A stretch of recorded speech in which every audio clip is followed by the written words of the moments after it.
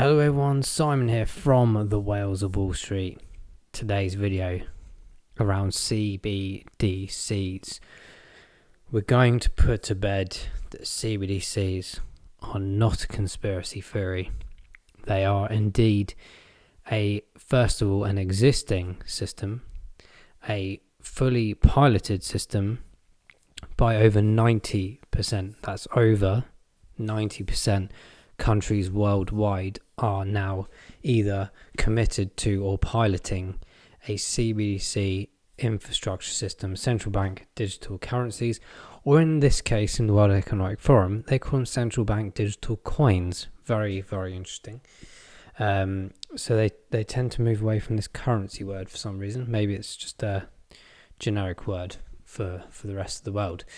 But guys, before we go into that, do check out our other videos. We do a deep dive into various different projects, including the rabbit hole ones, kind of like what we're doing today. We're not going to go too deep because for me, the confirmations are here, left, right and centre now, that we are indeed venturing into a significant time in the financial world and arguably a significant time for the entire world, both the private and the public sector, as well as wholesale. So we see companies and projects like Quant, which we hold personally in our portfolio, one that we cover a lot on this channel for sure. We've had recently the crypto, I think they called it the crypto live event from the Financial Times. Quant was one of the big sponsors there, amongst other projects that you probably recognize as you scroll down these pages, especially XTC here, Ripple, VeChain is another one of ours in our portfolio, Fireblock's huge with what they do as well, and a multitude of other different ones as well. And then you've got the likes of Visa and so on and so forth at these kind of events. And what was interesting, before we go into the World Economic Forum stuff, because I do have a snippet of the Davos agenda video from the conversations in the last couple of days evolving around CBDCs, and this is a great panel, but I'm going to pull out something of interest because it is literally something we talked about many times on this channel over the last 6 to 9 months, or indeed when we incorporated the channel last year, about things like Project Jura and Helveltia, the Swiss bank, the Franc bank, all of these working together. We're going to get confirmation of this actually happening from the people at the top. Before we do that, I just want to mention about Quant's playing aspect in this in terms of the DLT aspects of CBDCs, moving around into the aspect of, you know, both retail banks, commercial banks, institutional level. Quant is one of the big projects behind this, DLT systems, trying to bring together the education and the aspiration of switching the existing systems into something that is interoperable, something that has extremely fast remittance, messaging services and verification services, something that blockchain can really bring to the table. And Quant is for sure one of those behind it. And of course the talk recently about Luna with the US peg that absolutely annihilated so many people out of the market, and even indeed on the World Economic Forum panel, actually one of the heads of the monetary institutions was saying, she was very sorry about how people have been affected by this situation. But as I said in a video a while back, sometimes problems are created, maybe on purpose, who knows, because there's already a solution ready, or indeed the solution itself is trying to remove some of the problems or the barriers that are in its way. These are of course theories and thoughts that go across many people's minds. There's been a lot of back and forth between people on various chats and groups of what exactly happened behind this demise of Terra Luna, and it's quite significant really. It is quite interesting timing, very close to these agenda meetups, if you like, for their own systems and opportunities. Absolutely crazy. And one thing's for sure here, and this is a point that I want to reiterate, because if we think about that Terra Luna situation, the pegging system all collapsing, this one was very interesting. Consumer-facing example, Circle's USDC is now the 5th largest digital currency with a market value of $52 billion. $52 billion. Absolutely incredible. And this article in particular goes on further about how Quant can answer the questions as to how to make sure that kind of thing doesn't happen, and also to integrate ourselves more with the perhaps more verified stablecoins and CBDC systems moving forward.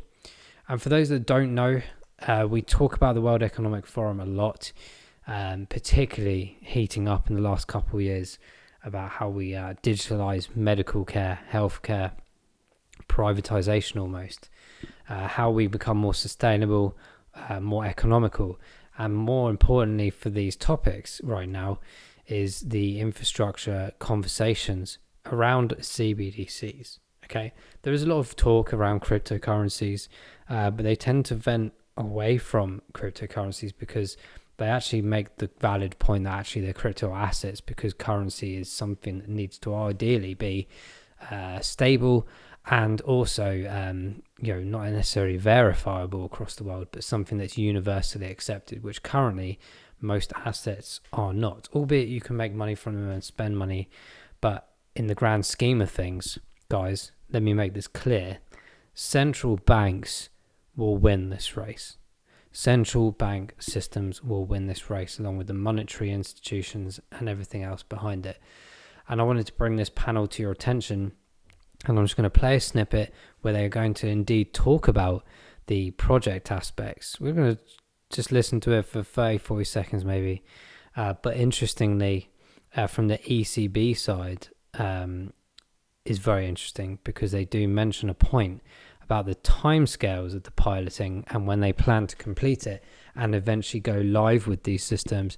And it just so happens it's very much on the nose as to what we've been saying in all the videos recently around CBDCs. So guys, let's literally have a quick listen in on this. This is the panel, by the way. Julia Chatley is the presenter. Kristalina Georgieva, apologies if I got that incorrect. But she's part of the monetary institutions as well. And you got people from all various different banking institutions, including the franc and the Swiss banks as well. So very famous people in these levels for sure. But let's have a listen and see what you think afterwards. You know, back to your question, I don't think it's public sector central banks versus commercial banks. I think it's a really collaborative effort in this regard. Yes. Everybody has to play a role. So, for example, we were with you, that was called Project Jura, working together on the wholesale central bank, Helveltia with the Swiss National Bank. We see that is absolutely feasible, will give great efficiency gains, but we also get a sense of, we all have our legacy IT environment, and that will take a lot of time until we go there. On the retail side, even today, most banks offer you multi-currency credit cards where you can have basically at zero transaction costs. You can settle your bills in various currencies. So there's a lot of development ongoing, but I would caution it will take some time. There's no silver bullet. How long? How long are we talking? In the case of the ECB, there is a precise answer. We will have the prototype till the end of 23 or early 24, and then we will decide and take 3 years if we have a broad euro. So it could come end 26, early 27. I don't know if it's good news for Axel, but it could be good news for euro area citizens. I want you to come in here because, of all these things that we're discussing, again, you have real world experience too, and I read your entire report on the wholesale, the retail, the fast payments, everything that you've gone through, and the thing that leapt out at me, and it goes back to remittances, and also what is the problem that we're trying to solve here? Yeah. Who is the ultimate beneficiary? Do we need to get involved and add more layers or less layers? You found a 50% reduction in cost, and it took 80% less time to settle transactions. Because this is another thing, you try and send money abroad, and great, but it takes 5-6 days to settle. And Kristalina, this is personal for you too, because you have family in Ukraine that you use D-payments to send to too. And again, another thing I won't forget. you know, this is not the Holy Grail, but are we, by any means, are we at least answering the right questions in what we're asking here? Yeah. I know this is a panel on CBDC, and like I said, we've done a fair amount of work on it. We'll continue to do so. But I have to say that there's a lot to be said, and there's probably good return on effort from trying to improve existing infrastructure and putting in things like fast payment systems. We've had pretty good success with putting in a fast payment system. We have a prompt pay system we put in place. We have a population of 70 million, and there are about 60 odd million ID numbers. Now it's like 40 plus million transactions a day. It's grown like fivefold over the past 5 years. And one thing that's been wonderful is the benefits of inclusion. So we had now associated with that like QR codes for merchants.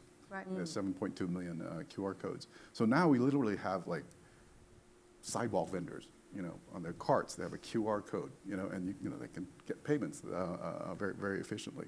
So we've got, I think fast payment systems can give you a lot of, it's a low-hanging fruit and give you a lot of benefits. And even on the cross-border side, one thing we did about a year ago was we connected, it was the fast payment system of Thailand, Prompt Pay, with the one in Singapore, Pay Now. It was the first fast payment linkage in the world. And now, you can send money. If I know like someone's mobile number in Singapore, I can send it pretty much instantaneously at very low fees. Whereas before, you had to go to the branch and fill in forms, and it would take you like 3 days and a lot of money in terms of fees to send the stuff. So there's a lot that you can do with the existing infrastructure, existing technology, and improve it.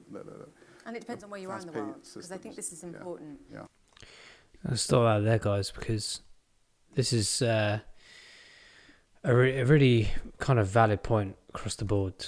The way that everything is going in terms of all this technology and everything, and blockchain and CBDCs. The key points right at the end there, I do apologise, I can't really pronounce the name very well, but Sefthaput, I think it is. So this is really interesting because you mentioned about inclusion, and one of the key aspects that we spoke about in videos before is the relevance of being including people that are unbankable, or indeed improving the infrastructure of speed of payments. And can you imagine how fast the economy will grow if people are able to process and send payments simultaneously, instantly? And when I mean instantly, I don't mean when they say like instant payments and you see it in your bank, but actually the back end's not doing it completed maybe for a day or two, or sometimes even 5 to 7 days later, depending on what bank linking you're doing. Think of the speed, think of the power that we as humans and an economy will exceed to take us to new levels. Think of it. Even things like building and construction, healthcare, all of these things that have the avoidance of, like he said, high fees, and removing those, making things faster, making things more inclusive. Of course, there's downsides to the CBDCs in the sense that if it goes into the wrong hands or the wrong controlling mechanism, people could lose control of what they can and cannot do because they haven't done this, they haven't done that. This is the dark side, and both sides need to be spoken about. And I feel like there's a lot of narratives around CBDCs from the financial aspect, but there really isn't enough conversation anywhere really about the downsides to CBDCs. How can this affect us socially in the bad way?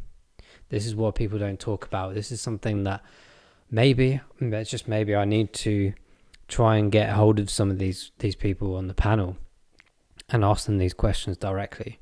Most people are very open. I mean, I'm speaking to a number of CEOs across a multitude of financial institutions just out of interest, really. We're hoping to have a AMA set up with one of the head or vice presidents of product of MasterCard, and some for like Globiance Exchange, which is a really fruitful exchange coming, and ultimately a financial powerhouse using Zinfin's tech as well. And maybe I can reach out to some of these guys and find out some answers on behalf of everyone here, because like I said, I totally understand the CBDC perspective. I totally understand the financial power that it can give us and the exciting interoperability and the reduction of fees, all these things, removing barriers of cross-border payments. But what's the bad side? No one talks about the bad side. Maybe they talk about this behind the curtains, but I'm intrigued.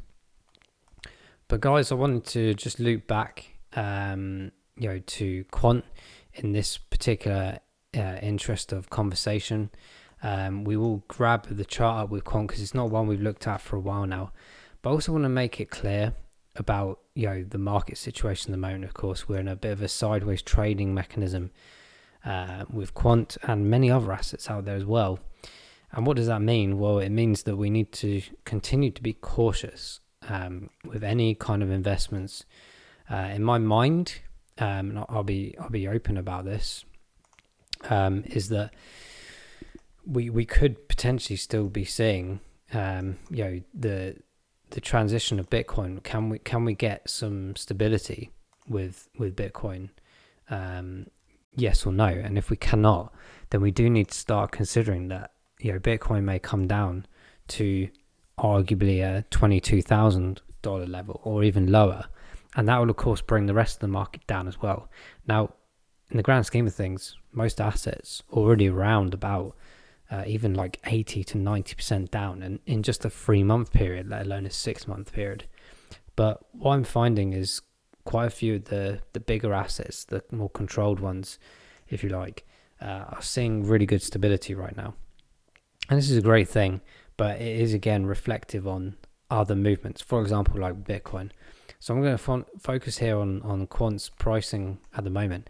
Now, I was very fortunate to grab a load of quant back at $50 down here.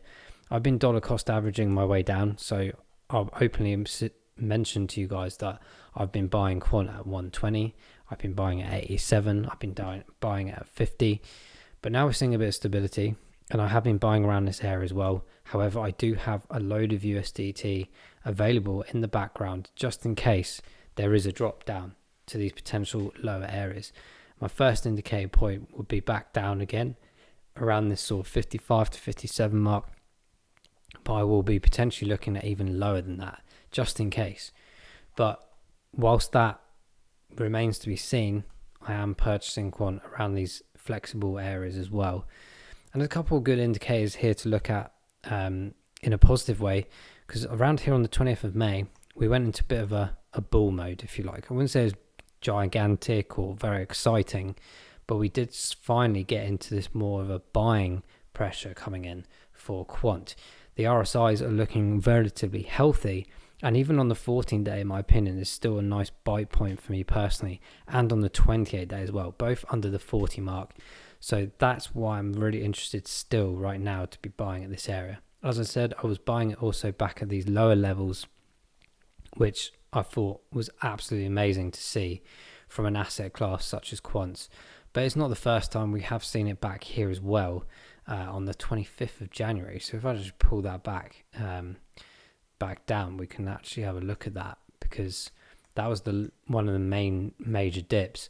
However, on the actual aspect of looking down the trend line, if you like, we're probably just about where we should be with quant. But as I said, it's very much a testing ground right now based on Bitcoin's movements. We must see this out, and in my opinion, as I said on multitude of videos last week, we need to see some stability over at least a 2-week period. And I feel like we're coming towards the last week, or at least this is maybe the last week to determine where we're going with all this. So there's lots to come from quant in the price point wise, but in general, and I'll be open about this, is like, for me, I don't really care what the price of quant is. I like buying it in lower periods, but for me, I'm a long-term holder of quant because I understand the CBDC momentum. I understand what they're doing with their DLT mechanism in the financial world.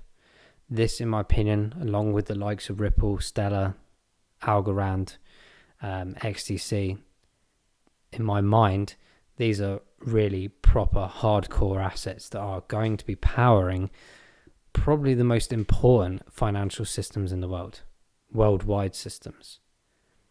This is what excites me the most about these particular assets. This is why I try and accumulate as many as I can. I'm so jealous of people that got into quant in the very early stages, because you guys are holding a phenomenal gem.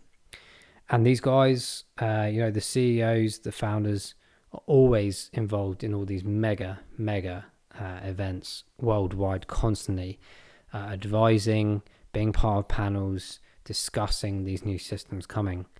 We did the video recently about the RTGS system being replaced. That alone, guys, £720 billion a day is transacted and verified through the RTGS system, which is going to be replaced. As we mentioned in many previous videos, we've seen the pilot systems of Jura, Helveltia, Dunbar. They were just mentioned literally in the World Economic Forum again this week, and the ECB have openly come out and said that their systems, their trial systems, are due to be completed next year. Exactly what we said would be happening. But I leave you guys to do your own research. I thoroughly recommend you jump on to the World Economic Forum website and check out the Davos agenda. You can simply just type in simple words like CBDC if you want to find relevant information, but it is definitely worth looking at all the other categories: energy, sustainability, healthcare, because trust me, 90+%, all of these systems will be operating on blockchain, 100%. Guys, thanks for watching. We hope you enjoyed this. We'll definitely jump on a few more videos over the next couple of days around the Davos agenda, as well as the other project assets as well. Thank you guys. We'll see you very soon. Bye-bye.